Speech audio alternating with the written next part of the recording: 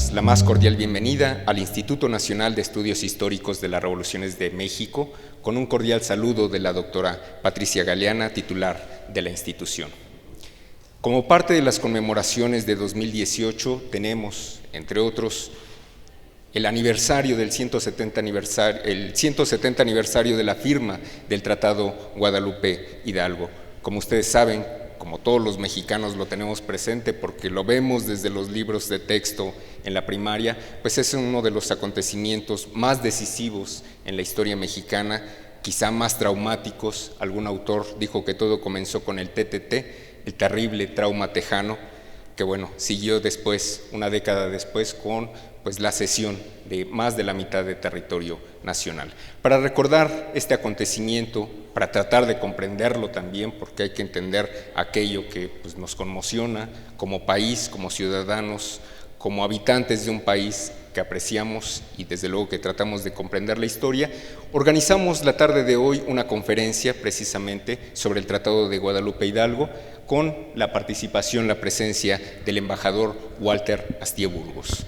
Muchos de ustedes ya lo conocen porque ha estado presente en las conferencias de los cursos a los que ustedes han asistido. Las personas que vengan por primera vez con nosotros, bueno, pues los invitamos desde luego a que nos sigan con las demás actividades. A la gente que está en este momento siguiendo la transmisión a través del sistema Periscope, bueno, pues desde luego les damos la bienvenida y una invitación para que nos acompañen próximamente.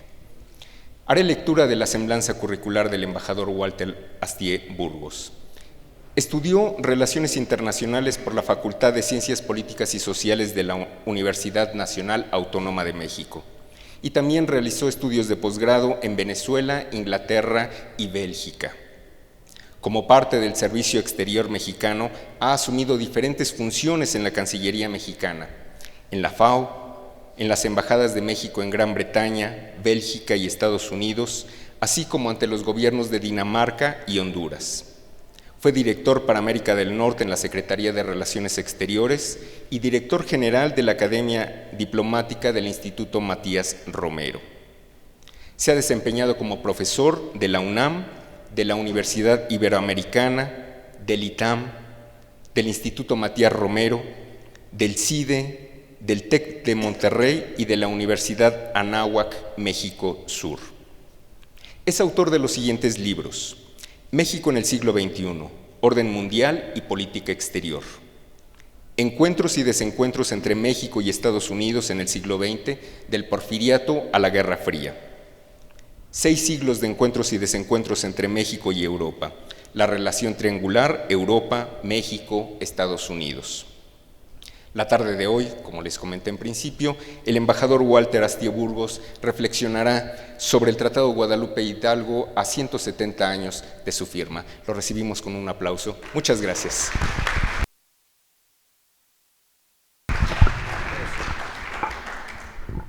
Muchas gracias, señor Guerrero, y muy buenas tardes a todos ustedes, que ya como él dijo, pues ya nos conocemos porque pues ustedes son asiduos visitantes de este instituto. Como señaló el señor Guerrero, bueno, el tema que nos convoca hoy es el del Tratado de Guadalupe Hidalgo, porque precisamente en este año se conmemoran, pues más bien recordamos, porque no hay nada que festejar, de que hace 170 años se firmó este tratado, precisamente el 2 de febrero de 1848. Y yo creo, ahorita les voy a decir por qué creo que es importante recordar este gran episodio que fue pues de una gran trascendencia para México porque definió el futuro de México. Pero quizás antes que eso quisiera yo hacer un breve comentario sobre lo que es un tratado, porque el tema de los tratados pues es algo más, es un conocimiento más reducido que solo tienen los internacionalistas, los diplomáticos y los abogados. Hay toda una rama del derecho internacional público que es el derecho de los tratados, que se especializa precisamente en los tratados. Pero en fin, para cuestiones prácticas y sencillas, ¿qué es un tratado? No vas a entrar en definiciones porque eso no es una clase de derecho de los tratados, sino pues es el equivalente de un contrato entre las personas, entre los individuos. De la misma forma que nosotros firmamos un contrato de compraventa, de alquiler, de cualquier cosa todos los días de trabajo, pues los estados hacen exactamente lo mismo, ¿no? Celebran convenios, acuerdos, llegan a un arreglo para definir una cierta situación, pues si fuese de comercio, de inversiones, de fronteras, de medio ambiente, de lo que ustedes gusten y manden.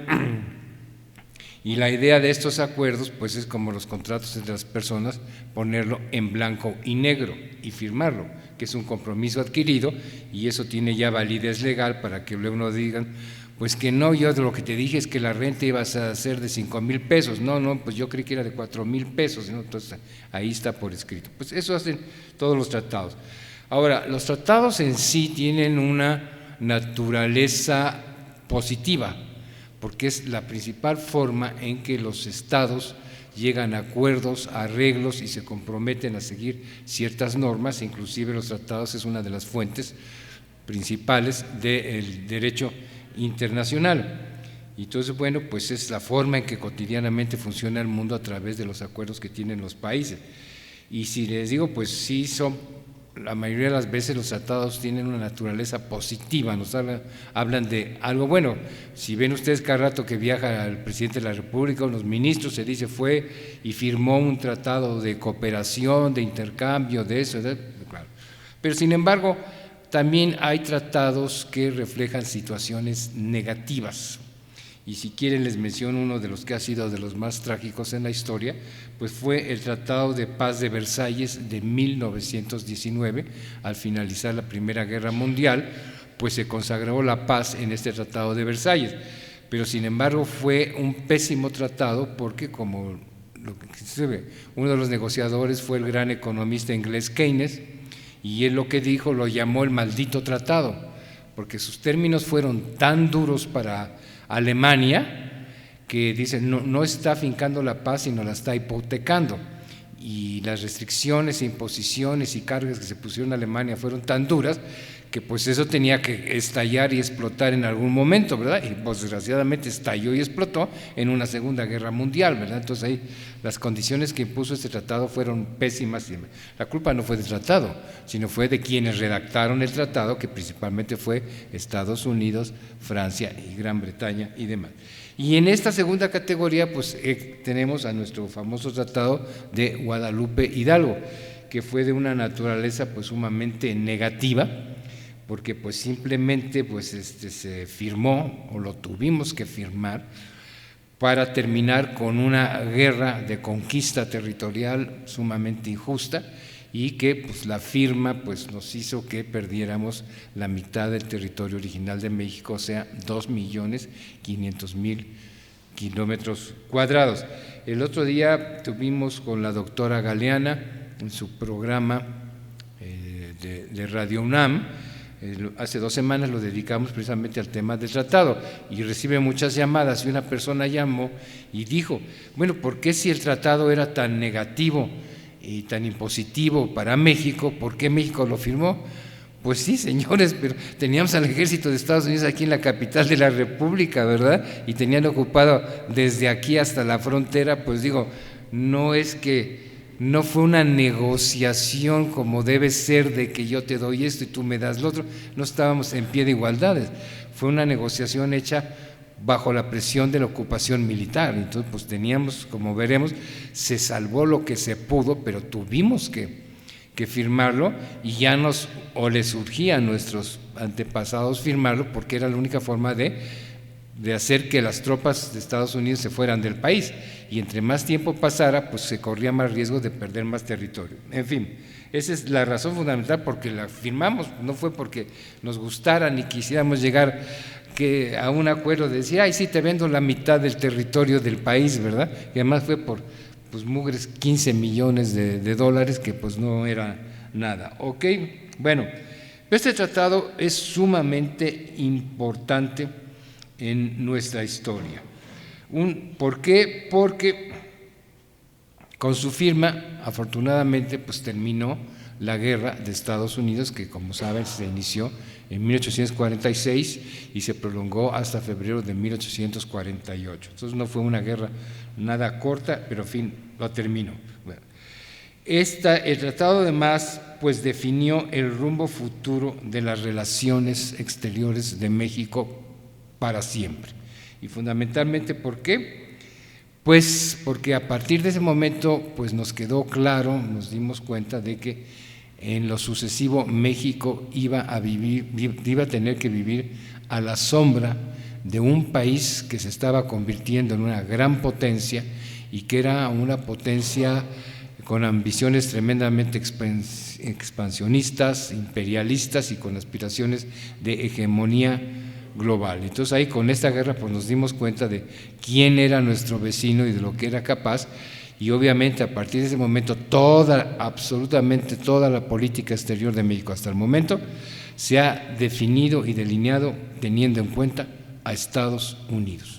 Ese es el meollo de nuestra política exterior, eso explica por qué se basa en principios de derecho internacional, y todo lo demás pues se compone o se acomoda de acuerdo a lo que son nuestras relaciones con Estados Unidos, las relaciones con América Latina, las relaciones con Europa, con Asia, con África, con Cuba, con quien quiera, todo es triangular porque tiene que pasar por el elemento geopolítico de suma importancia que es Estados Unidos. ¿Okay? También yo creo que, como dije antes, es muy importante recordar este episodio, porque la historia, como muchos creen erróneamente, pues no son hechos y circunstancias que pasaron, que ocurrieron y que ya se murieron y que quedaron relegados a la historia y demás. Y en esos momentos precisamente estamos viendo la importancia de recordar nuestro pasado, nuestras relaciones pasadas con Estados Unidos, porque vean ustedes la casualidad de que estaba cumpliendo el Tratado de Guadalupe Hidalgo 170 años de que fue firmado y estamos renegociando el Acuerdo de Libre Comercio de América del Norte.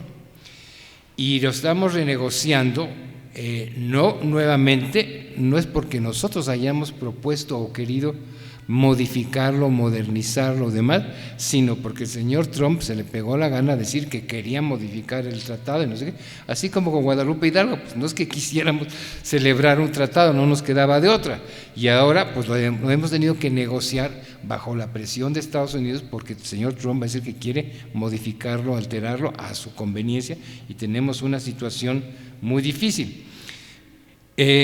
Obviamente por ser Estados Unidos nuestro socio externo prioritario, es con el que más tenemos firmados tratados, ¿no? Tendremos cientos de tratados, y no es que más de 1000 tratados de todo tipo con Estados Unidos, pero dentro de todos esos, 2 son de la mayor importancia y mayor envergadura. Uno, el de Guadalupe Hidalgo, que nos habla de una situación negativa, trágica y demás, y el otro es el Tratado de Libre Comercio de América del Norte, firmado hace 24 años, que nos habla de otro tipo de relación, de cooperación, de amistad, de interdependencia, de integración económica, etcétera, etcétera, pero pues que en estos momentos pues lo estamos renegociando a marchas forzadas. Entonces vale la pena recordar qué sucedió hace 170 años, cómo negociamos, cómo defendimos lo que pudimos defender, pues para hacer frente a este nuevo embate de esta renegociación forzada, etcétera, etcétera. Bueno,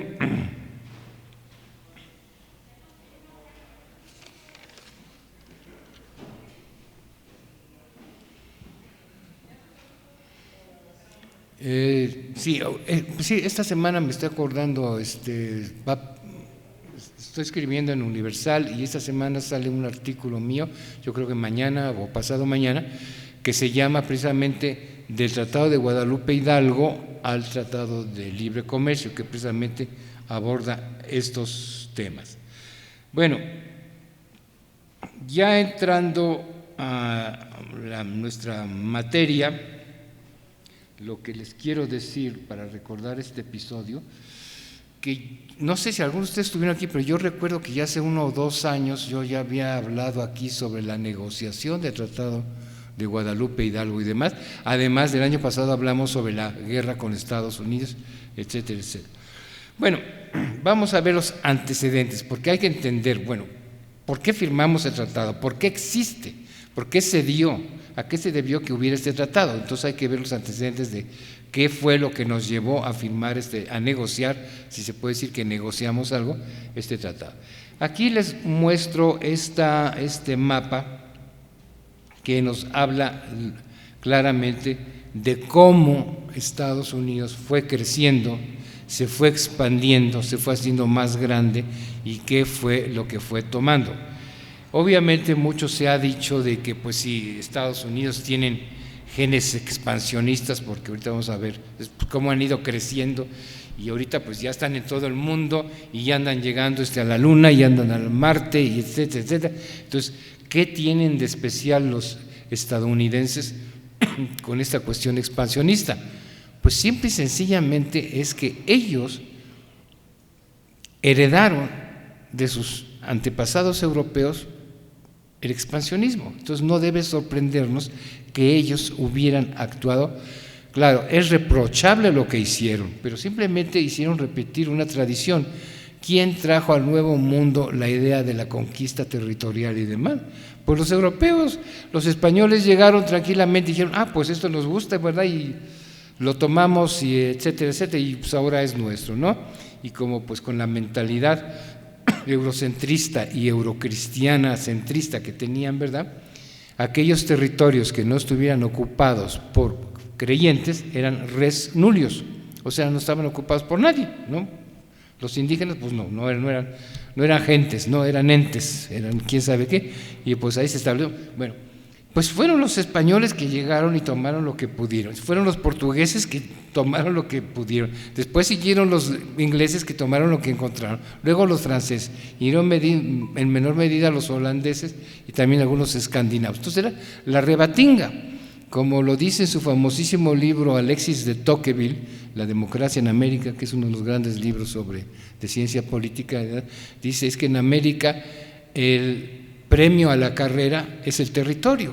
El que llegue primero y quita a los que están ahí y demás, pues se queda con lo que tiene, punto. Entonces, bueno, pues esa fue la herencia que recibieron los colonos de las 13 colonias británicas, que pues así habían hecho sus antepasados ingleses no sé qué, y lo vieron arriba, que así habían hecho los franceses que fundaron Canadá, y así habían hecho los españoles que abajo habían creado la Nueva España, pues así era la tradición. Aquí nosotros no nos expandimos porque pues los españoles ya habían dejado tanto territorio conquistado, ¿verdad? Y demás, y además pues no tuvimos la suerte que tuvieron los americanos, porque ellos nacieron como un país estable, firme, sin conflictos, y nosotros nacimos muy débiles y demás. Y bueno, el caso es que ustedes tienen ahí en la orilla junto al Océano Atlántico las 13 colonias, que vean, era un pedacito muy pequeño, está marcado con 1776, que es el año en que se independizaron. Y como acertadamente dijo en aquellas épocas el conde de Aranda, este país nació pigmeo, pero a la larga se ha de convertir en temible gigante, y así fue. Y entonces de ahí, después de que se lograron independizar, se pasaron a lo que tenían junto, que era lo que se llamaba las naciones indias, que eran territorios ocupados por los tribus, por los habitantes originales de Norteamérica y demás, cuyos territorios habían sido respetados por los británicos, porque en las guerras que sostuvieron por más de 2 siglos los británicos ahí en las 13 colonias con los franceses en Canadá, estas naciones indias fueron aliados de los británicos contra los franceses. A cambio de ello, los británicos respetaron sus fronteras y no permitieron que los colonos se pasaran, pero apenas se echaron fuera a los británicos en 1776, pues los colonos se abalanzaron sobre los territorios contiguos y demás. Y luego lo que sigue, pues ya fue suerte, porque ahí lo que tienen en medio, con el número 3, que dice 1803, pues es el famoso territorio del virreinato de la Luisiana, que esta fue originalmente una colonia francesa, la descubrieron los franceses, la conquistaron, la tomaron, que iba desde Canadá hasta el océano, hasta el Golfo de México, como pueden ver. pero durante las guerras napoleónicas, Napoleón tuvo la brillante idea de vendérselo a los americanos. ¿Y por qué lo hizo? Pues porque en aquellas épocas Europa era el centro del mundo y para los europeos lo único que importaba era la pequeña Europa. Y las colonias, pues las colonias eran unas colonias, eran de segundas ahí subdesarrolladas. Sí, claro, muy importantes porque las explotaban y ahí sacaban sus recursos naturales y su oro y su plata y no sé qué, pero no dejaban de verlas como colonias. Y entonces Napoleón erróneamente, torpemente, no vio la importancia de ese territorio, no vio hacia futuro, pues estaba absorto en su idea de conquistar Europa, como casi lo logró, etcétera, etcétera, y pues no le vio ninguna utilidad a semejante territorio y decidió vendérselos a los americanos que ya estaban colindando ahí, como pueden ver. Y claro, para los americanos pues fue jauja que pues semejante territorio se lo vendieran. Además, cuando fueron a París para preguntar, uy, que nos lo venden, sí, que bien, pues sí, claro, no sé qué. ¿Me podría usted decir cuáles son los límites de la Luisiana? Pues I'm sorry, pero no puedo darle ninguna dirección. Pues no, en aquellas épocas el territorio más o menos se trazaba, pero nunca lo habían recorrido ni nada, ¿ok? Napoleón se lo vendió. ¿Por qué se los vendió? La principal razón fue para fortalecer a los americanos, que eran rivales de los británicos, su gran enemigo, y crearle un enemigo más fuerte y poderoso. Claro, tenía razón Napoleón, pero al mismo tiempo le estaba creando un rival no solo a Gran Bretaña, ¿verdad?, sino a Francia y también a toda Europa y demás. Ok, pues se las vendió, entonces se extendió ahí. A partir de que los Estados Unidos adquirieron, como dice ahí, 1803, quedó claro que el próximo movimiento hacia la expansión pues ya nos iba a afectar, porque ahí tienen ustedes el inmenso territorio de lo que era la Nueva España y que para los americanos pues les estorbaba porque su intención era tener fronteras en el Océano Pacífico y tener un territorio de dimensiones continentales, pues tanto por cuestiones económicas como estratégicas y de defensa, etcétera, etcétera. Y lo de arriba era del territorio de Oregón, que también era propiedad de los británicos. Y abajo tienen con el número 4, y la fecha es 1819, es las Floridas, que se llamaban las Floridas porque estaban divididas, todo ese territorio se dividía en dos, que era posesión española, y que Estados Unidos había ambicionado desde siempre, pues ¿por qué? Por su posición estratégica en el Golfo de México, como pueden ver, porque controlaba la entrada, y de ahí planeaban apoderarse de la Florida y brincar a Cuba, porque pues Cuba es la llave de la entrada a el Golfo de México, no sé qué, pero no lo pudieron hacer en ese momento y después ya todos los problemas que ha habido al respecto. Total, que las Floridas fueron invadidas por el general Andrew Jackson, quien después sería presidente de la República, y pues también se apoderó de eso y demás. Entonces ya nada más les faltaba lo que quedaba que nos iba a afectar nosotros. La historia, cómo se desarrolló, pues ustedes ya la conocen y no vamos a profundizar porque ya les digo, ya hablamos sobre ese tema, pero aquí pues la cuestión se inició con la famosa Guerra de Texas, que hay que tener presente que una cosa fue la Guerra de Texas, la separación e independencia de Texas, y otra fue la guerra con Estados Unidos, que fueron dos cosas distintas, separadas, pero que forman, por decirlo de una forma, forman parte de un solo paquete, ¿verdad?, porque la uno siguió al otro. Como saben, ¿qué pasó en Texas? Bueno, pues que tenían, desde que nos independizamos, se dieron cuenta de que aquellos territorios del norte del país estaban totalmente deshabitados. Había 3,000 y pico novohispanos en Texas, no había nada, ¿verdad? Y para qué les hablo de Florida, de California, de Nuevo México y demás, pues estaban totalmente deshabitados. Pues ¿por qué? Pues porque España nunca tuvo suficiente población para llenar todo lo que ocupó. Los británicos fueron más sensatos porque pues, ocupaban pequeñas porciones de tierra, se desarrollaban, las poblaban y se expandían.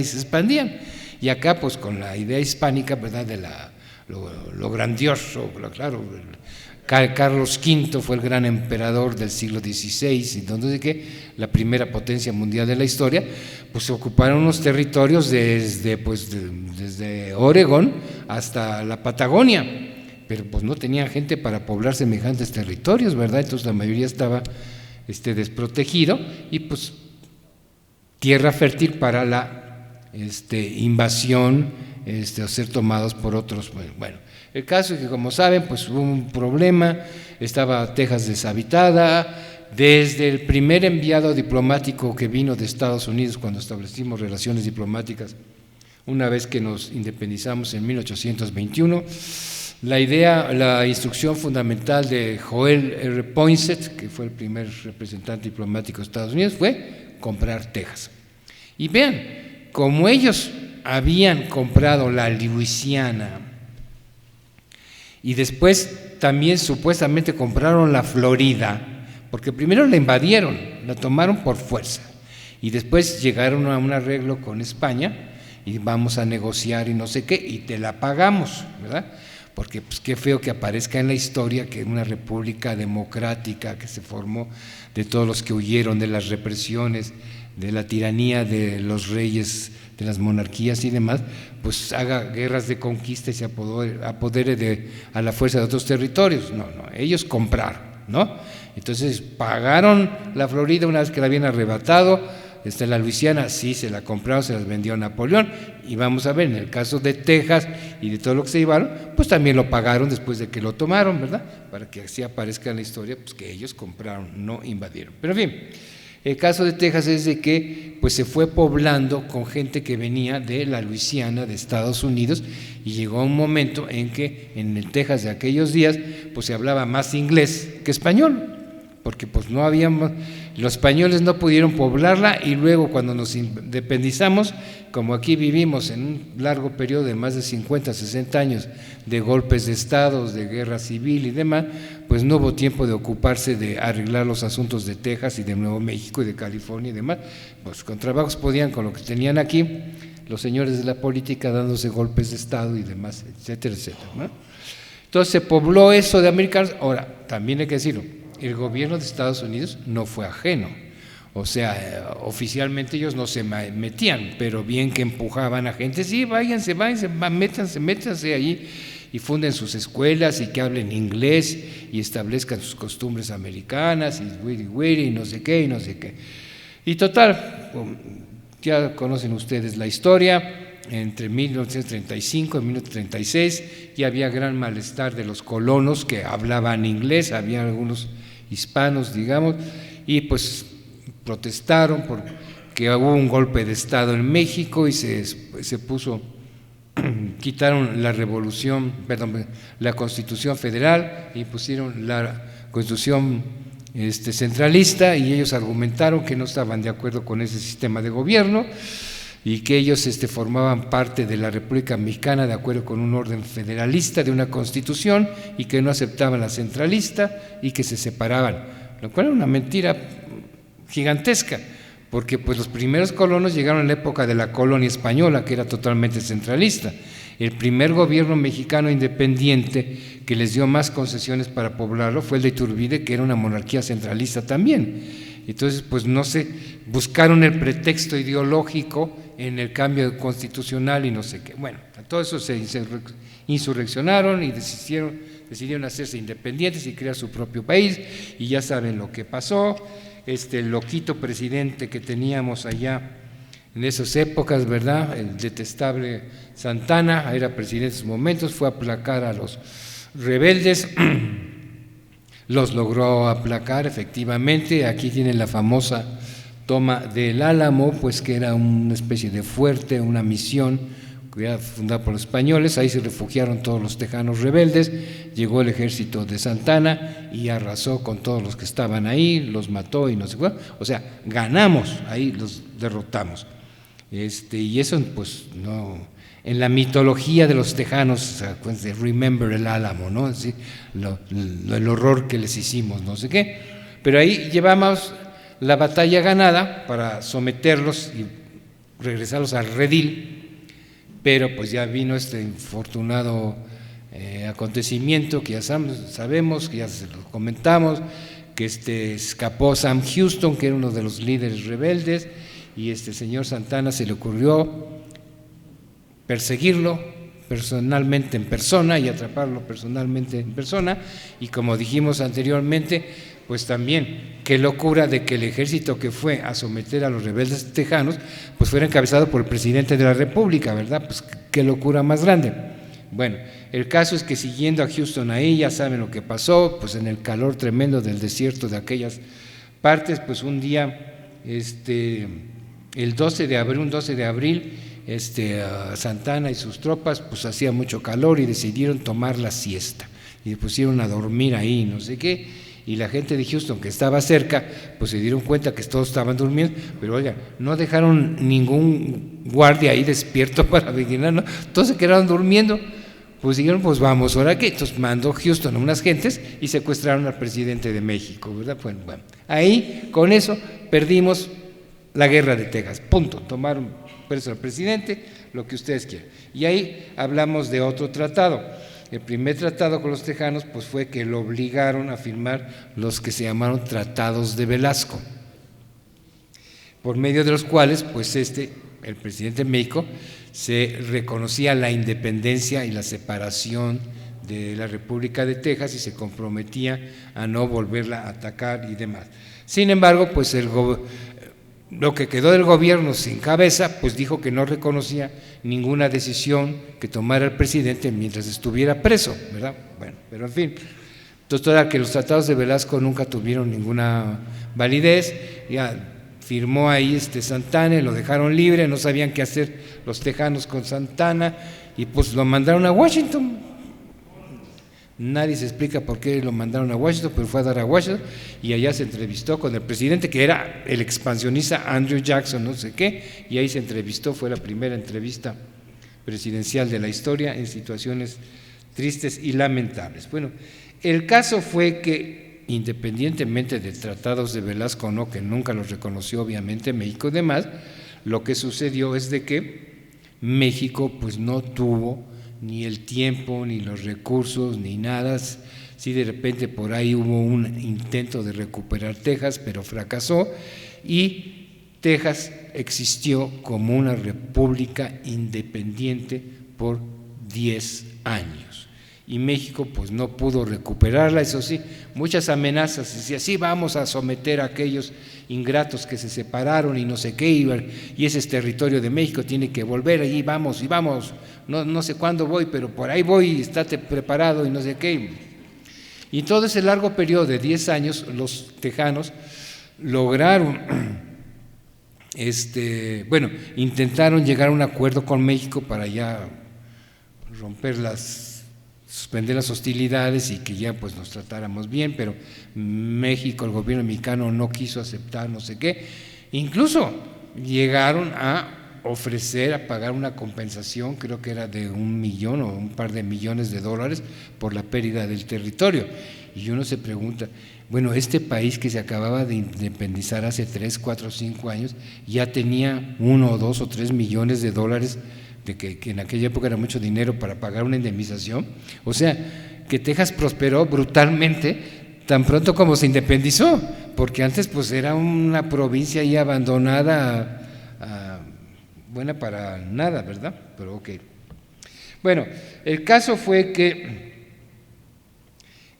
los británicos, pues con mucha más experiencia en las cuestiones internacionales, no olvidemos que en el siglo XIX Gran Bretaña era la primera potencia mundial y entonces ellos les preocupaba el creciente poderío y desarrollo económico y político que estaba adquiriendo su antigua colonia, a pesar de que ya más o menos se llevaban, pues tenían una rivalidad tremenda y claro, la Gran Bretaña tenía miedo de que sus antiguos dependientes pues la acabaran echando fuera del continente americano, lo que en efecto así acabó pasando hasta la Segunda Guerra Mundial. Pero en fin, entonces los británicos más sensatos les decían al gobierno de México, especialmente a Santana, que en esos días, pues ya saben, lo tiraban y regresaba, y no sé cuántas veces fue presidente, 11, ¿verdad? 11 veces fue presidente de la República. Okay. Decía, miren, sean realistas, señores, déjense de patrioterismos. No pudieron defenderlo, ¿verdad?, con las armas. Entonces ya la perdieron. Bueno, pues reconozcan que la perdieron, lleguen a un acuerdo con los tejanos, reconozcan su independencia, que se separen, que no sé qué, pero pidan en el acuerdo que no se unan a ningún otro país, sino que se queden como una república independiente. Y así lo reconocerán México como república independiente, lo cual equivaldría a tener lo que se llama en las relaciones internacionales un buffer state, ¿no?, un estado muelle, como lo es Bélgica o Luxemburgo entre Alemania y Francia, ¿no?, para amortiguar los golpes y demás. Pero acá, pues el patrioterismo exagerado e irreal no, ¿cómo vamos a permitir? Nadie quería cargar con ese paquete, es decir, ¿cómo voy a pasar yo a la historia como el presidente que reconocí la independencia de esos ingratos ahí, no sé qué? No, y sobre todo Santana, no me va a manchar la historia, no sé qué. Bueno, entonces, total, como se acostumbra en la política, pues no hagas nada, no, la mejor política es no hacer nada, pues, y ese quedó el problema. Sí, vamos a armar un ejército para recuperarlos, vamos, sí, pero bueno, no sé qué y no sé cuál. Bueno, ahora, no hicieron caso ni de los enviados de los tejanos, ni de los británicos, etcétera, etcétera. Y los británicos también dijeron, miren, si no hacen eso realistamente y llegan a lanzar otra guerra contra los tejanos, aguas, porque detrás de ellos están los Estados Unidos.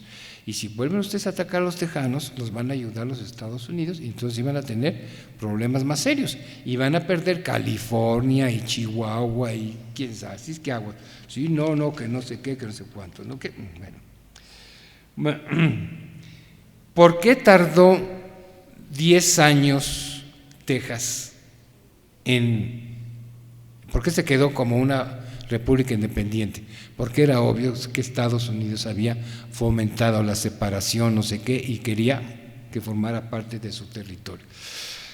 Porque había un gordo problema interno, que era la tremenda rivalidad entre el norte más industrializado, más desarrollado, demás, y el sur más agrícola, dependiente del sistema de esclavitud, porque pues eran grandes plantaciones y no sé qué. Y desde que eran 13 colonias tenían esa enorme rivalidad, las colonias que estaban arriba y las que estaban allá, y bueno, pues en la medida en que se anexaron otros territorios, pues eso se fue ampliando, esa división. Y el problema era que tanto los norteños como los sureños pues querían aumentar la dimensión y el tamaño del país, obvio, pero como la expansión se estaba haciendo en la parte sur, ¿verdad? Por ejemplo, Texas pues se convirtió en un estado esclavista y formaba parte pues de los estados del sur. ¿Qué implicaba eso? Que en el Congreso Federal los estados del sur esclavista tenían mayor número de diputados, de lo que llaman ellos representatives, y senadores en el Congreso Federal. Y entonces, ¿qué quiere decir eso? Que tenían más votos. Y entonces que las decisiones se aprobaban más conforme al mayor número de votos de los sureños. Entonces los norteños no sabían cómo lidiar este problema, sí querían que incrementara el tamaño del país, pero no querían que incrementara el número de países, de estados sureños esclavistas que les daba más poder allá, y los presidentes de esa época que vieron este problema, era tan delicado el asunto que prefirieron no tocarle y dejar las cosas ahí para ver en algún momento cómo solucionamos este problema, porque ¿saben qué? Se puede desatar una guerra civil. Eso es lo que le tenían miedo, que efectivamente eso es en lo que acabó este asunto. Entonces, 10 años ahí se quedó, hasta que aparecieron en escena estos dos señores. Este señor es John Tyler, que era el presidente de Estados Unidos, republicano, y él ya iba a terminar su periodo de 4 años, como saben, pero quería reelegirse, y su oponente era el famoso señor James Polk del Partido Demócrata, que quería ocupar la presidencia. Entonces yo no sé por qué algunas gentes en México dicen que a México siempre le va mejor con Estados Unidos cuando hay presidentes demócratas allá. Polk, que fue el invasor de México, pues era demócrata, ¿verdad?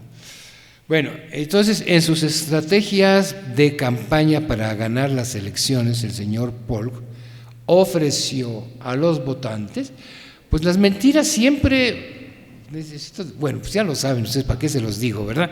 Vean las campañas electorales, no sé qué, ¿no? Y vean lo que tenemos ahorita allá en Washington, qué horror, y todo el mundo se traga las mentiras. Entonces, el señor James Polk, que era bastante demagogo, ofreció al electorado pues muchas cosas, su plataforma para que votaran por él, entre otros ofreció: señores, y si ustedes, pueblo americano, vota por mí, yo me comprometo, yo les ofrezco en que voy a reintegrar, les repito la palabra, reintegrar a la Unión Americana Texas y Oregón. A ver, ¿cuándo demonios Texas y Oregón habían sido parte de la Unión Americana? Nunca. Pero pues, para que vean cómo funciona la demagogia, y la gente que es ignorante se lo cree. Entonces, sí, claro, tiene razón, está. Sí, que regrese Texas y Oregón. Oye, ¿cuándo dejaron de ser parte de la Unión? Pues no sé, pero pues deben que regresar a la Unión. Y nos va a cumplir, que regrese Texas a nosotros, porque es nuestra, ¿no? Vean lo que está pasando ahorita en Estados Unidos, que les cuentan cualquier cuento, el demagogo ese que está ahí en la Casa Blanca, y la gente sí, lo aplaude, etcétera, etcétera y demás. Bueno, entonces pues ofreció eso, y entonces su contrincante, el republicano en el poder, que quería reelegirse, dijo: caray, sí le está tocando un tema muy sensible, y pues ya les ofreció pues reincorporar Texas y Oregón a la American Union, no sé qué, yo no me voy a dejar. Entonces, ¿saben qué? ¿Qué tal si mientras estoy en la presidencia yo ya incorporo a Texas a la Unión Americana, y entonces pues ya le quito esa arma demagógica a aquel mi rival y voy a tener más votos y no sé qué y no sé cuánto, no sé qué? Entonces lo que hizo para quitarle ese ardid de politiquería Tyler, pues lo que hizo fue, y además pues él quería, porque es el estado más grande de la Unión Americana, ¿no? Entonces pues él quería pasar a la historia como el que lo había incorporado. Y entonces en el año de 1844 promovió que el Senado aprobara un proyecto de tratado, y que por medio de este tratado se le iba a presentar porque los tratados solo se aplican entre países independientes y soberanos, y como Texas era una república soberana e independiente, entonces el Senado de Estados Unidos iba a aprobar un proyecto de tratado que se le iban a presentar al gobierno de la República de Texas para que aceptara unirse a la Unión Americana, ¿no? Así. Pues muy bien, pero ¿qué pasó? Como en el Comité de Relaciones Exteriores del Senado, que tenía que elaborar este proyecto de tratado, pues había norteños y había sureños, no se lograron poner de acuerdo, porque los norteños pues les preocupó exactamente decir: bueno, pues sí, qué bien que venga Texas acá, pero pues va a ser un estado más del sur y van a tener más votos, y se va y no estoy de acuerdo y no sé qué, y total, se votó y no se aprobó el tratado para invitar a la República de Texas a incorporarse, ¿ok? En eso, mientras debatían si aprobaban un tratado para invitar a Texas o no sé qué, pues las noticias llegaron acá al gobierno mexicano, que no había hecho absolutamente nada para resolver el problema, pero sí se alarmaron. Digo, ¿a poco no sabían que en algún momento Texas iba a dar a la Unión Americana? Por supuesto que lo sabían, ¿verdad? Pero pues mejor no hacer nada por el momento, ¿ok? Pero cuando vieron esta intención del presidente Tyler, entonces México, acá nuestros gobernantes que son muy eficientes, no sé qué, le dijeron a Estados Unidos: ya sabemos lo que estás haciendo ahí, inventando que vas a hacer un tratado internacional bilateral para que Texas se incorpore a la Unión Americana, y te queremos prevenir, te advertimos que si eso ocurre y aprueban su tratadito y no sé qué, México les va a declarar la guerra. Así es que aguas, Así somos de machos, ¿no? Okay. Así, ten cuidado, te voy a declarar la guerra, ¿eh? Así que no me amenazamos, ¿sí? Así como, o sea, ¿cómo hicimos acá? Con todos los insultos, humillaciones, patadas del señor Trump, aquí, ¿saben qué? En represalia expulsamos al embajador de Corea del Norte. Órale. Ahí va, para que vean. Que aquello ha dicho que me importa. Bueno, pues así nosotros amenazamos con declarar la guerra. Háganme favor. Bueno, pues así nos fue, ¿verdad? Bueno,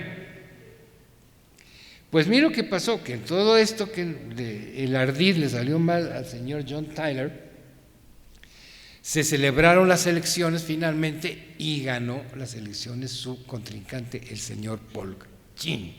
Ya perdió, no sé qué. Y como saben, pues hay un lapso hasta el año que entra en funciones en enero el nuevo presidente y demás. Pero Tyler, pues no sé si lo hizo por rencor o porque ya había iniciado el proceso. De todas maneras ya pues había perdido las elecciones, ¿no? Y demás. Pero de todas maneras decidió salirse con la suya y pasar a la historia como el presidente que incorporó a la Unión Americana Texas. Y como no funcionó lo del tratado demás, entonces inventó otra argucia y hizo que el Senado aprobara un proyecto de resolución, o sea, un proyecto de ley que se llamó Benton-Brown, por medio del cual se invitaba simplemente a la República de Texas a incorporarse a la Unión Americana.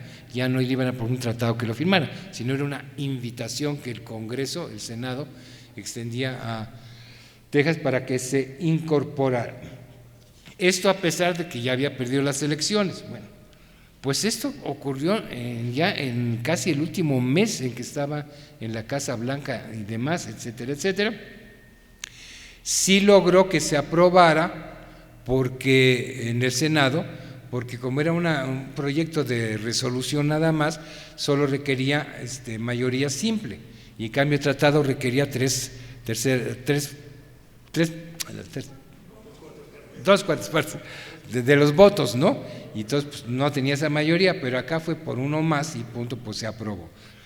¿Qué sucedió en ese momento? Pues ya la cosa estaba muy grave, pues despacharon un emisario, tómate el caballo, vete rápido volando allá a Texas y preséntales la invitación a los tejanos, no sé qué, pero eso quiero que ocurra antes de que yo termine mi periodo, porque no le voy a dejar que Paul, que ya me ganó las elecciones, encima pues se ponga la medallita de que Texas él lo hizo, ¿no? Bueno, pues ahí está. Acá, pues la noticia fue pésimamente mal recibida cuando aquel iba ya en su cuaco ahí dirigiéndose a, pues qué otra forma se iba, ¿verdad? Bueno, los británicos le dijeron al gobierno de México, te lo estuve diciendo, te lo dije, y no me haces caso, ¿verdad? Y ve lo que va a pasar y no sé qué. Entonces dijeron, sí, claro, pues tiene razón, pues bueno, ya, vamos a aceptar. Después de 10 años, ¿verdad? Bueno, está bien, vamos a aceptar. Entonces el gobierno me dijo, ya aceptó. Y era Santana que estaba de presidente. Digo, muy bien, entonces vamos a mandarles una comunicación a los tejanos diciéndoles que México acepta reconocer su independencia, ya no tenemos broncas con ellos, pero a condición de que no se unan a ningún otro país del mundo. Obviamente no iba a ser China, ni Italia, ni nada. Ya sabíamos qué país se trataba y no sé qué se vaya. Pues sí, al cuarto para las 12. Tan preocupados estaban los británicos, más que los mexicanos, más realistas, de que pues veían que Estados Unidos crecía y crecía y crecía, que no sé qué. Pues que ellos llevaron la invitación mexicana hasta Texas. Digo, yo mando mi mensajero, porque el tuyo pues se va a quedar dormido ahí en el camino. Entonces yo mando gente, bueno, pues allá fueron. Ok, bueno. Pues llegaron más o menos los dos mensajeros, el de arriba y el del norte y el del sur, más o menos al mismo tiempo, ante el Congreso ahí de los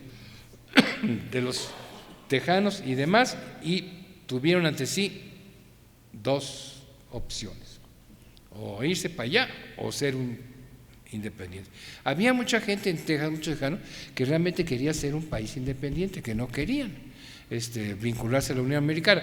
pero obviamente Estados Unidos pues movió, no tenía en aquella época ni CIA, ni FBI, ni nada de eso, ¿sí?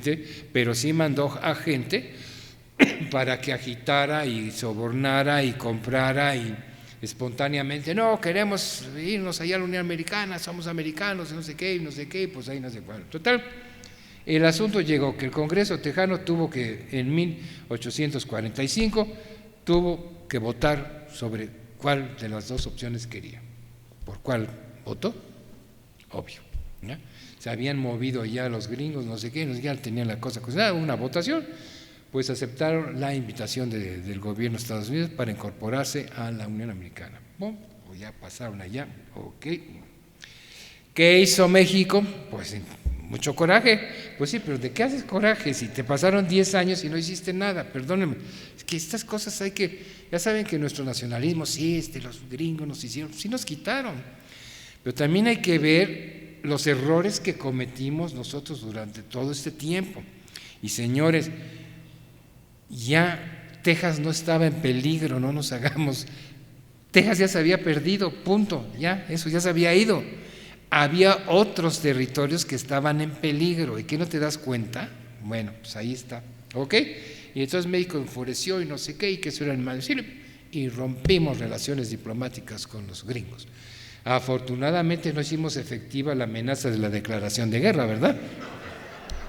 Rompimos relaciones.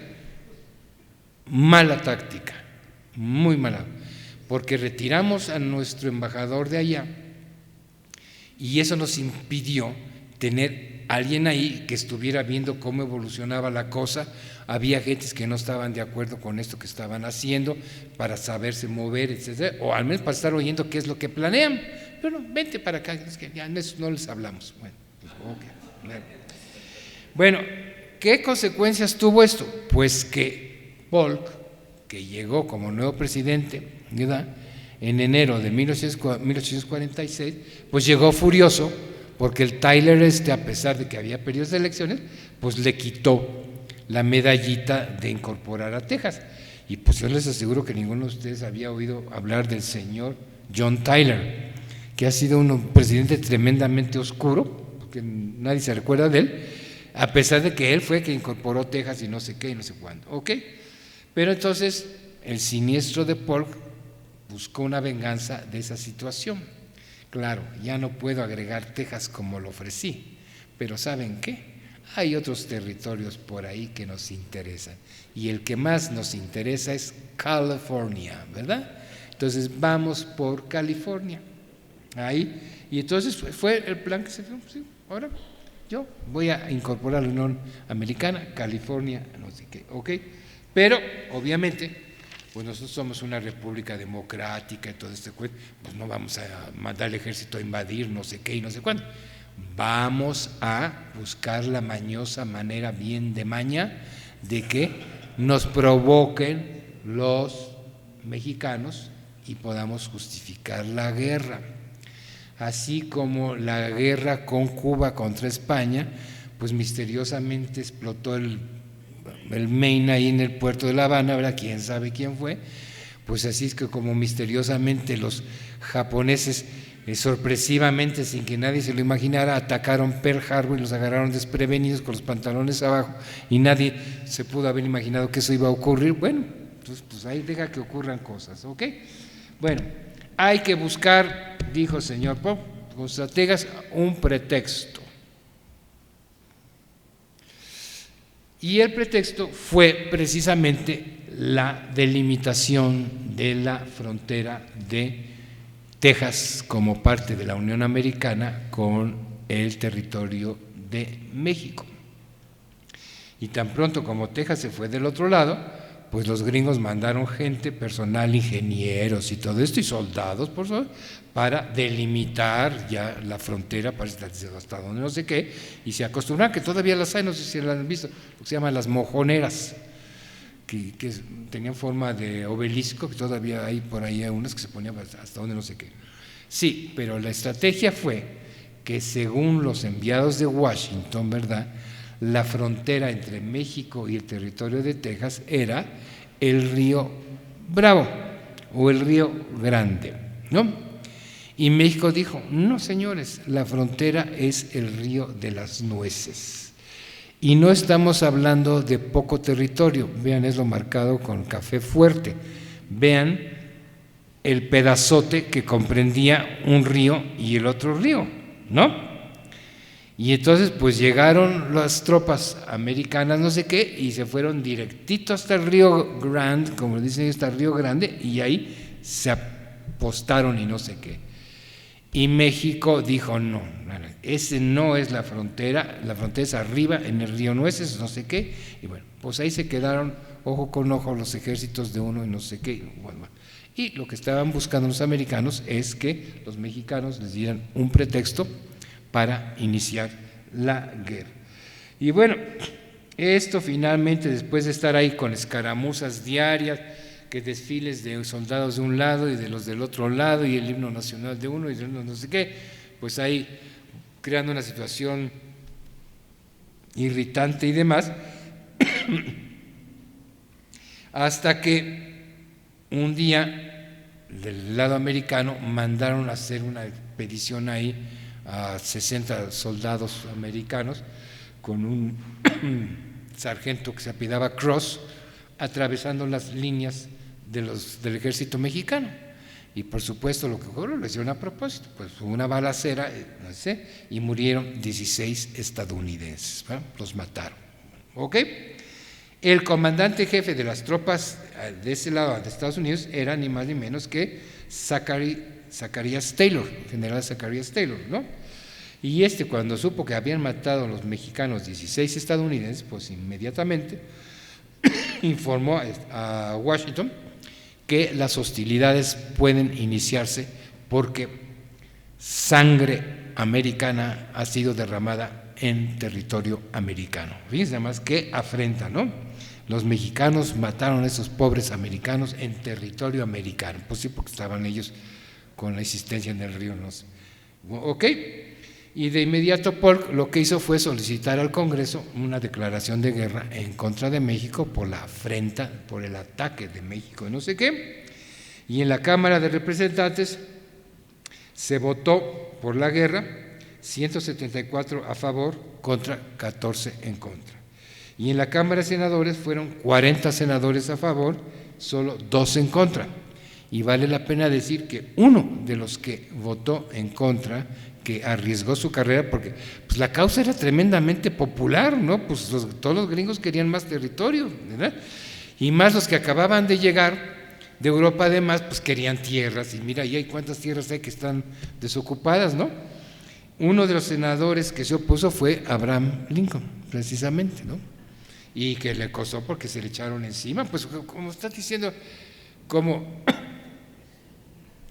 allá eso se usa cínicamente. Ya ven que el señor Trump ayer en televisión dijo que los demócratas tenían una actitud very un-American attitude y eran hasta traidores porque no le aplaudieron en su discurso del State of the Union. Por favor, digo, ¿no?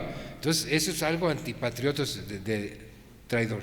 Y acá pues se le han de haber echado encima a Lincoln por traidor, por no votar en favor de la guerra contra México, que es una causa patriota y noble y no sé qué. Y bueno, pues se inició la guerra y ya tienen ustedes pues cómo se inició. Y como pueden ver, ahí tienen del Fuente Leavenworth, se dirigió un contingente hasta Santa Fe, que a ver, ¿quién me explica? El lío era la frontera de Texas, ¿no? Entonces, ¿qué tenía que ver Nuevo México ahí? Señal que ya estaba pues trazada lo que querían.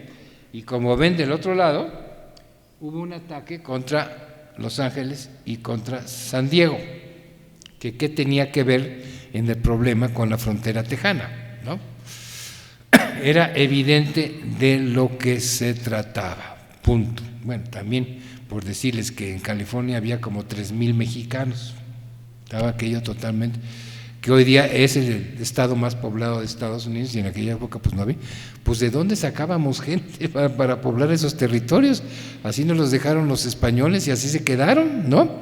Y peor, que la independencia realmente no creció la población en México, sino por tanto conflicto y crisis que hubo, no sé qué, disminuyó. El otro día una antropóloga estaba diciendo, fue tan dramática la situación que México vivió en los primeros 50, 60 años de su independencia, que, a ver si no me equivoco, pero era más o menos así. El promedio de la altura de los novohispanos al finalizar el siglo XVIII era 1,65 m, o sea, eran chaparrones, ¿verdad? Pero era el promedio del europeo y del americano, o sea, era un promedio general. El promedio del mexicano después de 20, 30 años de independencia era de 1,60 m. ¿Qué nos dice eso? Malas condiciones de alimentación por todos los conflictos que había, la gente no comía muy bien y pues disminuyeron de tamaño y demás. Entonces, esa fue la trágica situación que vivimos. Bueno, pues se dedicaron, la idea era, obviamente, ocupar aquellos territorios que estaban vacíos, desprotegidos. Hubo resistencia en Los Ángeles de la población y demás, no sé qué, pero pues eran los civiles, ¿no? Una guarnición que debe haber habido de 15 soldados o de cosas por el estilo. Y enseguida tomaron Nuevo México y California y toda esa parte y demás, ¿ok? Pero los mexicanos, pues, se resistían y no se rendían y seguían ahí defendiendo, sobre todo el ataque que fue ya más en territorio de abajo, por Chihuahua, además. Lo que les surgía a los americanos, ya habían tomado los territorios, pues Texas ya era de ellos, ya habían capturado California y Nuevo México, que después Nuevo México ya lo descompusieron en Arizona y Utah y Nevada, todo eso vino después, pero en esa época pues Nuevo México era grandísimo, ¿no? Y demás. Ya habían tomado lo que querían, entonces ya lo que querían es, señores, ya, punto, ¿no? Cerremos el trato. Y ahora vamos a firmar un tratado de que tú me cedes esto y ya no sé qué, firmamos la frontera, te voy a dar un dinerito ahí para que pues, se acabó, ¿no? Pero los mexicanos necios no se rendían y ya estaban, pues ya que están luchando, no sé qué, no sé cuándo, no se rendían. En Estados Unidos, en Washington, empezaron a haber serias críticas en contra del presidente Polk, porque él había ofrecido que iba a ser una guerra muy cortita, muy rápida y no sé qué, y que pues iba a haber pocas bajas, no sé qué. Pero pues ya había pasado más de un año de guerra y la cosa seguía. Interesante, es una de las guerras en que proporcionalmente el ejército de Estados Unidos ha tenido el mayor número de bajas. Claro, no pueden comparar con la Primera o Segunda Guerra Mundial, donde fue 1 millón de americanos, no sé qué, ¿no? Pero proporcionalmente sí. Pues, pero esto no se debió tanto a la efectividad de la resistencia mexicana, sino a los bichos y a los virus que, bueno, pero es que además Estados Unidos no era en esa época la gran potencia militar que es hoy día. Entonces, pues eran reclutas muy improvisados, generalmente eran los que recién emigraban de Europa, que no tenían trabajo, pues los metían al ejército ahí, como el famoso batallón de irlandeses de San Francisco y demás, ¿no? San Patricio, perdón. Y pues no venían con suficientes médicos, no tenían hospitales ambulantes, pues se morían en el camino de disentería, de problemas del estómago, de tuberculosis, de tifoidea, yo no sé qué, y se morían. Y allá en Washington, señor, usted dijo que iba a ser rápida, corta y barata, y ya está saliendo muy cara y no sé qué, y no sé cuánto, y no sé qué, y bueno, no, pues hay que acelerar porque pues ya tenemos lo que queremos, pero pues no vamos a concluir, no nos vamos a ir así. Nosotros somos legalistas, hay que firmar un tratado pues de que México ya nos dio esos territorios, ¿no? Como gente civilizada. Tan desesperado estaba ya el presidente Polk que pues decidieron, alguien le aconsejó no sé qué, dice, bueno, ya se había ido Santana, lo habían tumbado. Y estaba en La Habana, y entonces mandó a La Habana a un espía, les digo, no tenían CIA, pero pues sí tenían espías, que era un español apellidado Atocha, y lo mandó a decir, tú hombre, tú hablas allá el español, vete a ver al loco que está ahí exiliado, pues a ver qué nos aconseja. Entonces fue a Atocha, allá a La Habana, a ver a Santana, y mire, señor presidente, bueno, expresidente, ¿verdad? Porque usted está aquí ya desde aventado. Pues ya queremos terminar la guerra, no sé qué, pero sus compatriotas no ceden, no se resignan, y es una pérdida de tiempo y demás, y no sé qué. ¿Usted qué haría? ¿Qué nos aconseja? Ay, miren, ay, no sean mensos, no sean güeyes. Miren, ustedes siguen peleando allá en el norte, pero México, pues así ha sido nuestro sistema, pues tiene una gran cabeza, que es la Ciudad de México. Mientras ustedes no tomen la Ciudad de México, la guerra no se va a acabar, porque la dirigencia, quien manda en México, pues está en la Ciudad de México. Entonces tienen que ir a la Ciudad de México y ahí tomar la Ciudad de México y derrotar al gobierno, no sé qué, y ya firman ahí la paz, no sé qué y no sé cuánto. Ah, muy bien, qué buena idea, pues si no habíamos pensado en eso. Oiga, ¿y cómo se llega a México? Ay, pues no sean mensos, pues como Cortés, váyanse a Veracruz y no sé qué, el paso por Orizaba, entonces llegan a Puebla y se va. Ah, qué bien, bueno, muchas gracias. Y si quieren, yo los ayudo, porque ya esta guerra ya que se acabe. Miren, si ustedes me dan la manita, me ayudan a regresar a México, porque pues tienen bloqueado el puerto de Veracruz, no me dejan pasar, pues me dan algún dinerito y demás, yo llego, tomo la presidencia y hacemos la paz, y no sé qué, ¿no? Ese era Santana. Y bueno, entonces se fue a Atocha a ver a Pablo y le dijo, oiga, señor presidente, mire, ¿qué? ¿Estás seguro que eso te dijo? No es posible. Dice, bueno, no estoy seguro. Mandó a otro para verificar y dijo, pues sí, bueno, pues ok, pues denos la mano. Entonces ayudaron a Santana a regresar, pidieron que se abriera ahí las naves que estaban en Veracruz, lo dejaron entrar, llegó Santana en la situación crítica porque el país estaba en guerra, pues tenía una magia que no sé qué, levantó gente ahí, el populacho, no sé qué, y lo pusieron en la presidencia nada más. Perfecto.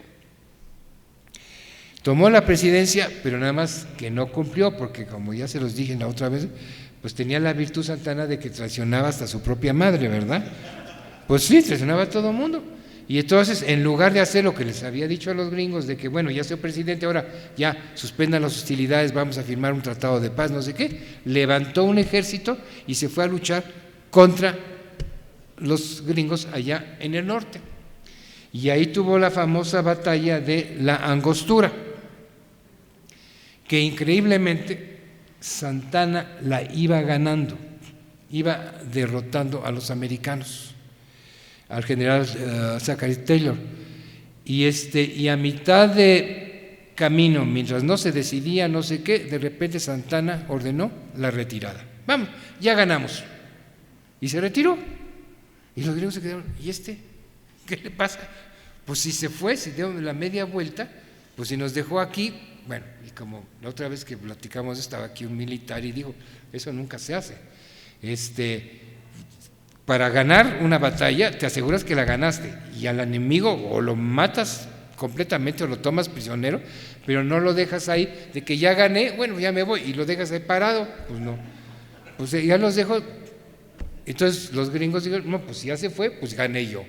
Y entonces se fue a San Luis Santana, pues para recibir los vítores y pues el agasajo de que había sido gran héroe, que había derrotado a los americanos, no sé qué. Los americanos dijeron, pues a mí estoy vivo, no me derrotó, no sé qué. Bueno, pues ahí continuaron las cosas y vinieron las famosas batallas de Cerro Gordo, de Contreras, de Churubusco, de Molino del Rey, la de Chapultepec, que ya saben, y pues finalmente la toma del centro de la ciudad, que no pudo resistirlos, detenerlos, Santana, etcétera, etcétera. Y aquí tienen ustedes pues la famosa y triste imagen pues de la ocupación en la Ciudad de México. Ahora, el general que llegó hasta acá fue Winfield Scott, que fue el que mandó Polk a Veracruz. No fue Taylor, que se quedó en el norte porque tenía rivalidades partidistas ahí.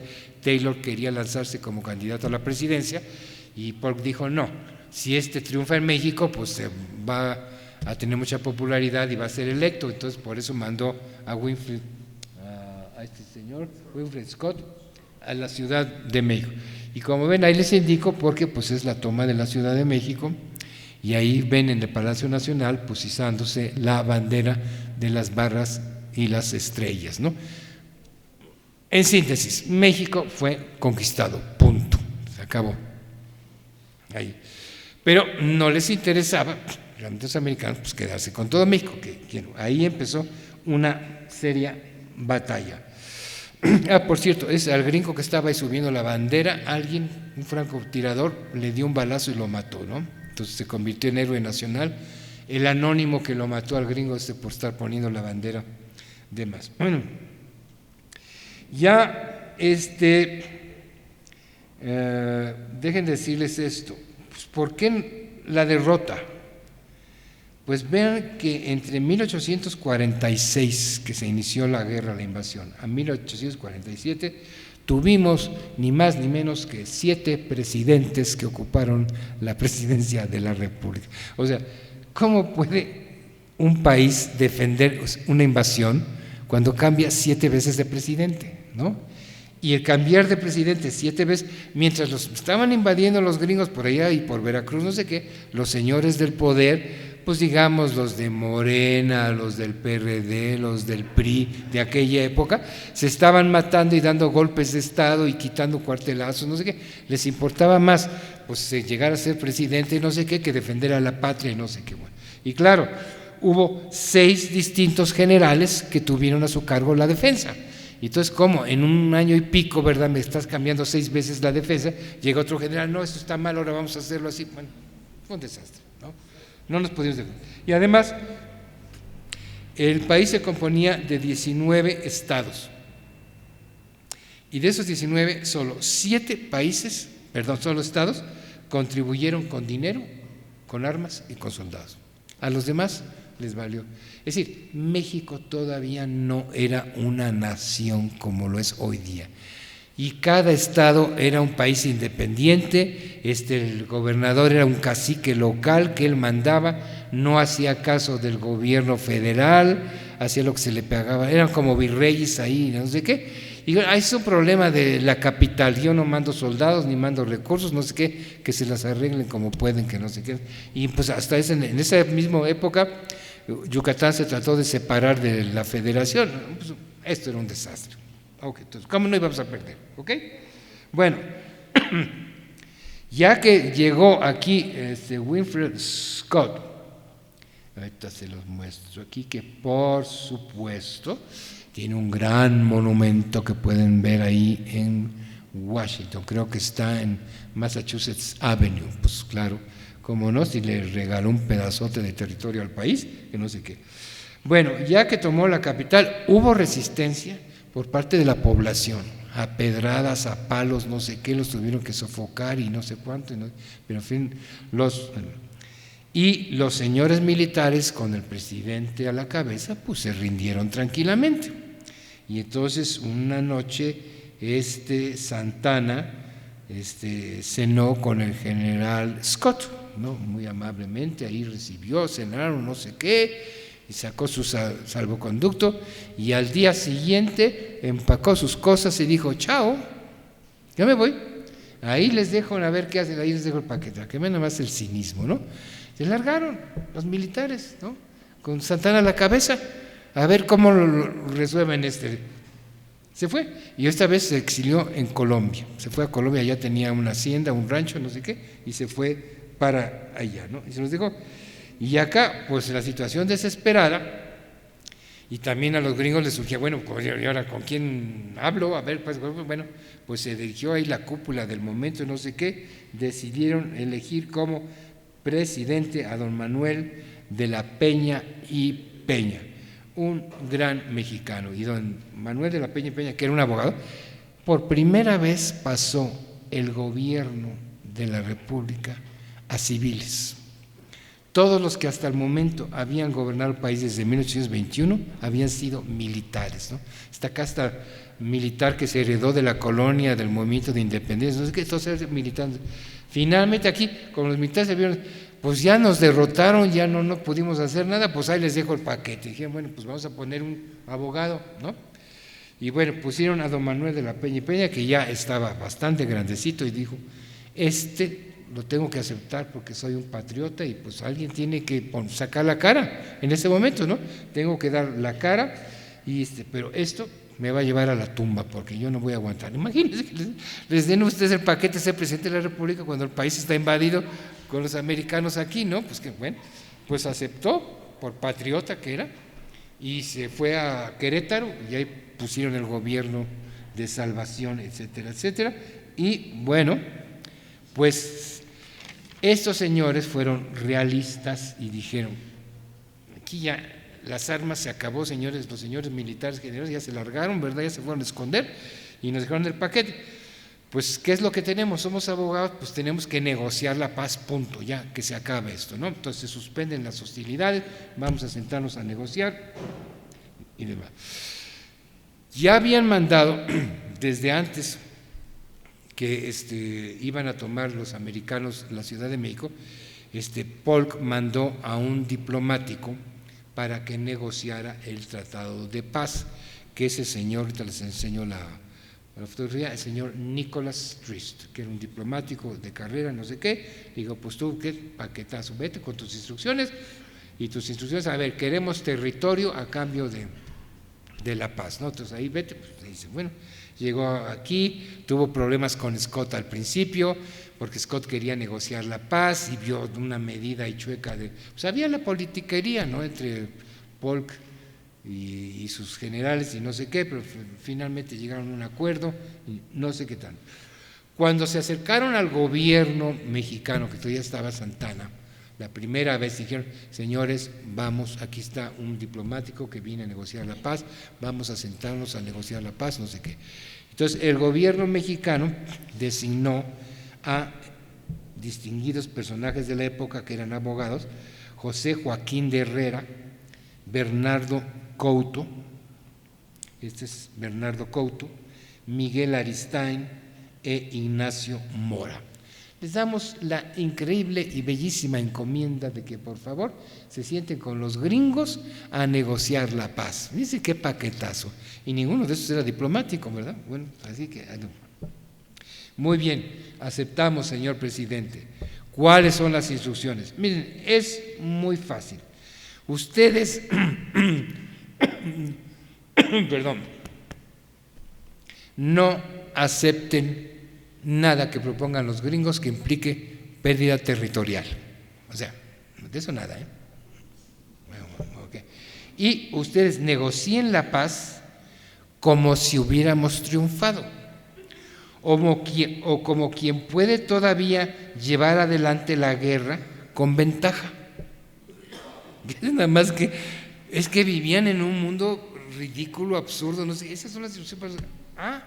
Eso vamos a hacer, como que vamos a negociar como si todavía pudiéramos ganar la guerra, ¿verdad? Muy bien, pues ya están las puertas de la Ciudad de México. Bueno, no importa, tú haz de cuenta que como que vamos a ganar y pues así hay que ser firmes, negociar. Y nada de territorio, ¿eh?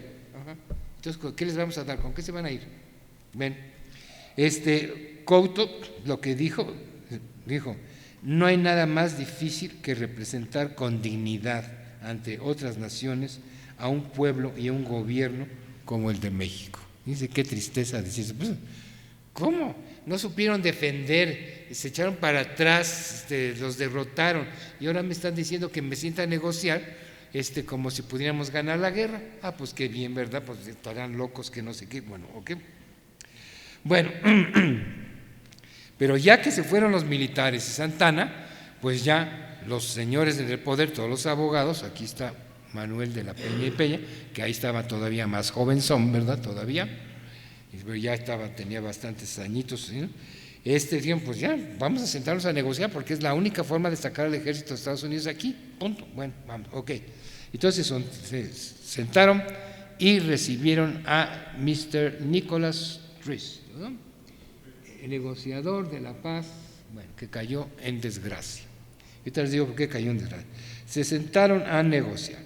Y entonces los gringos decían, nosotros queremos muchos amigos mexicanos perdonar este incidente que ha habido, pero nosotros queremos un paz tranquilo con ustedes. Bueno, hermanos, somos hermanos, ¿ok? Entonces vamos a firmar paz aquí ya para dejarnos de problemas, no sé qué, pero pues está muy fácil. Ustedes simplemente, bueno, pues tener que reconocer Texas, que ya, no se hagan mensos, ya hace 10 años que la perdieron, ¿verdad? Entonces, bueno, pero ustedes van a ser tan amables de, a cambio del paz, y nosotros irnos, también firmamos y nosotros, mira, vámonos. Queremos Nuevo México, California, parte de Tamaulipas, parte de Coahuila, parte de Chihuahua, parte de Sonora, y la California alta, pero también la baja. Y también queremos el tránsito a perpetuidad por el istmo de Tehuantepec. Así. ¿No quieres tu nieve de limón, verdad? Ah, sí, casi nada, ¿verdad? No, pues ya llévense todo el país, pues ya, pues que Puebla y Veracruz, ¿qué más quieren? No, qué barbaridad. Pues digo, es que había entrado una negociación y si eso, pues tenían el poder de su lado porque tenían ocupado el país, pues vamos a pedir lo más que se pueda, no sé qué. Y entonces, bueno, pues comenzó un tremendo forcejeo de que sí, que no sé qué. Oiga, ¿cómo que Chihuahua? No manchen, no sé qué. ¿Cómo que Durango? No, eso no está. Bueno, imagínense los pobres negociadores del esfuerzo que tuvieron a hacer, teniendo las tropas aquí, ¿verdad? Bueno, pues no, eso no se puede, no, que eso no, bueno.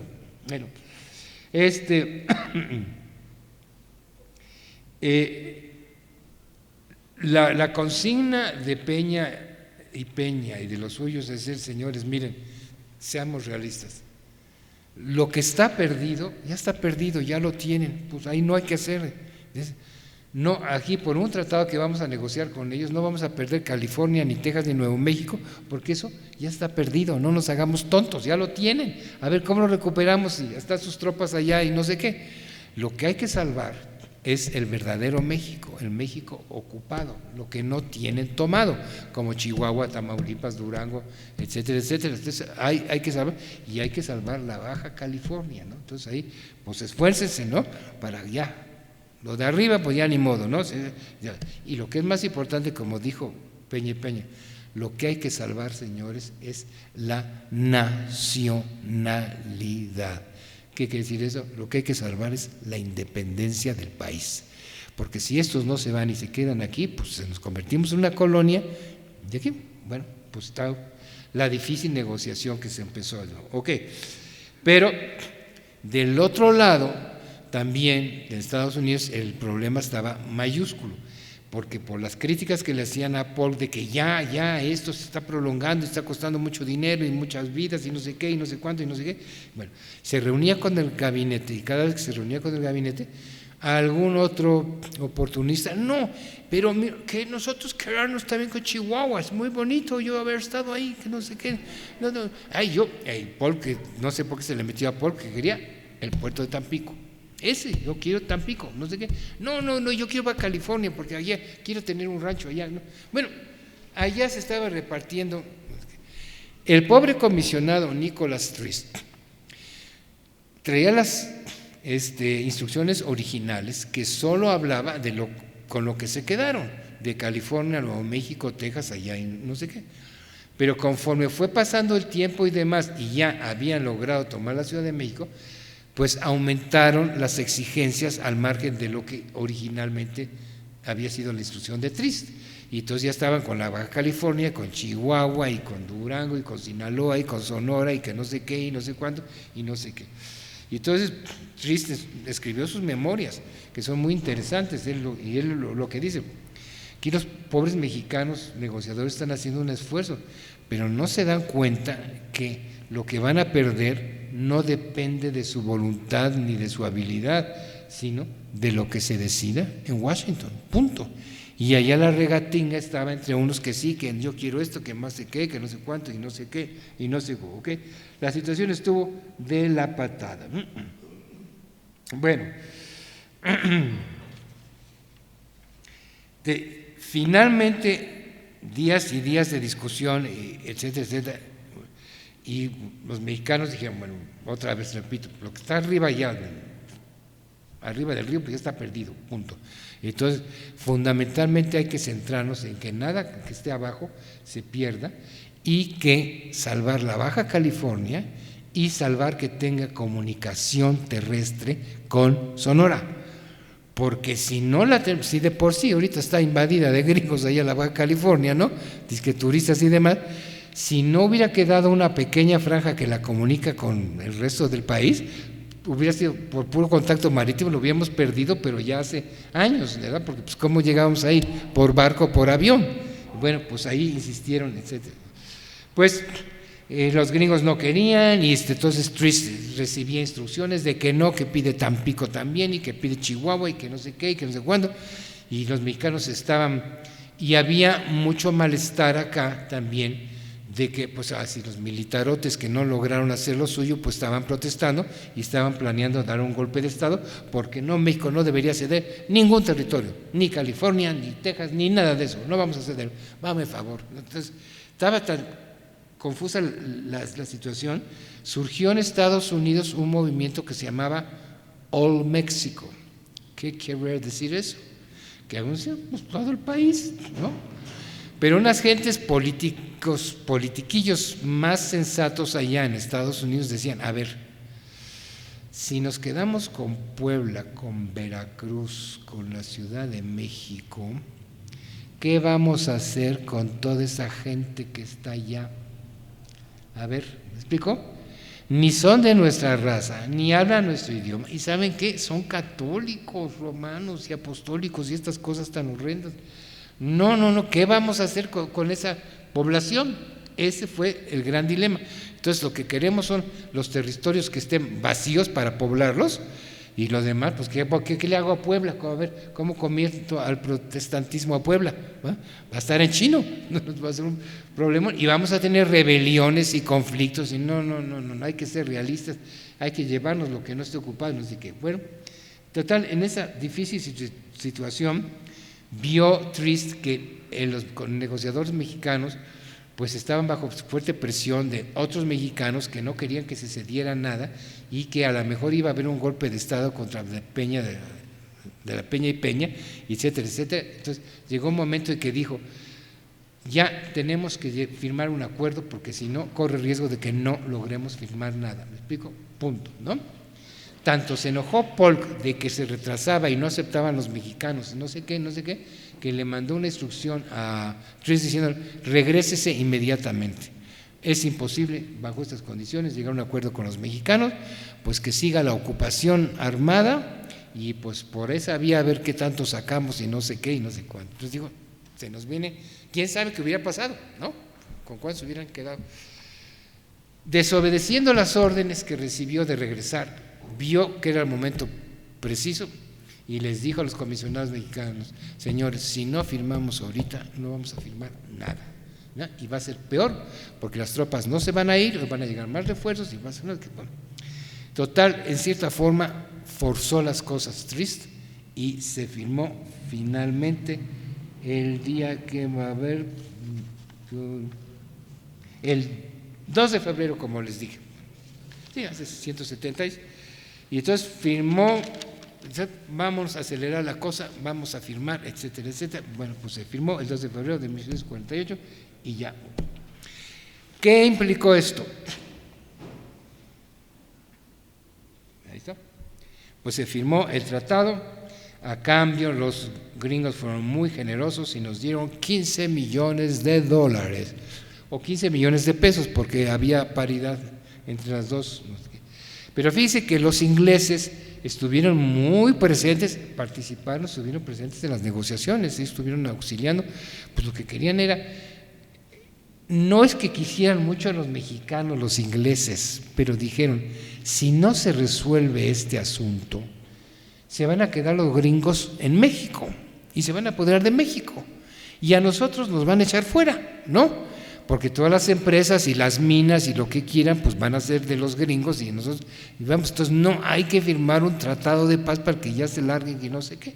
Bueno, entonces estuvieron los británicos muy contentos cuando firmamos, ya, ok. Entonces, bueno, aquí, mis queridos amigos, ustedes han hecho un the art of the deal, como diría Trump, ¿verdad? Sí, un muy buen deal.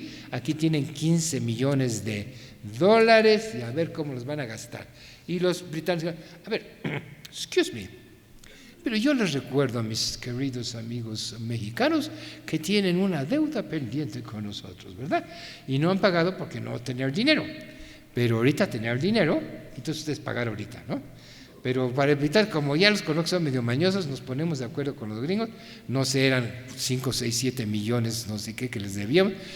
Mejor, tú, gringos allá desde Washington, nos mandan a Londres directamente los 5, 7 millones, no sé qué, y ya quedan sus deudas pagadas.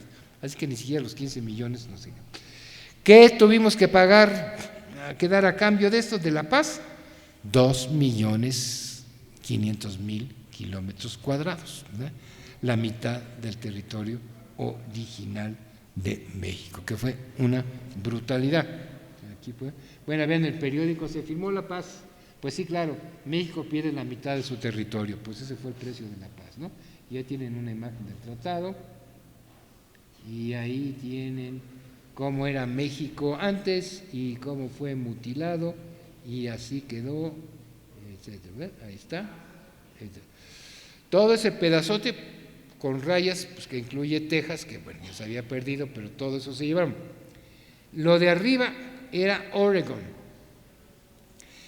Los británicos más sensatos, pues después de ver este despojo, vieron el mapa y dijeron, caray, aquí vamos a tener problemas con los gringos, porque pues después de tener todo lo de abajo, pues como que les estorbaba lo de Oregon, ¿no?